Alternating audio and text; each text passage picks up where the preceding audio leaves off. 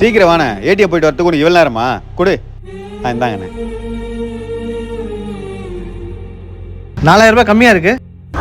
ஆமாண்ணே, என் கையில் இவ்வளோதான் இருக்கு, கொஞ்சம் அட்ஜஸ்ட் பண்ணிங்கண்ணே.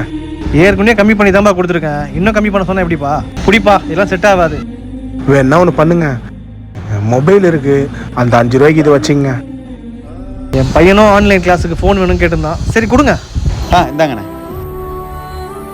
இந்தாங்க.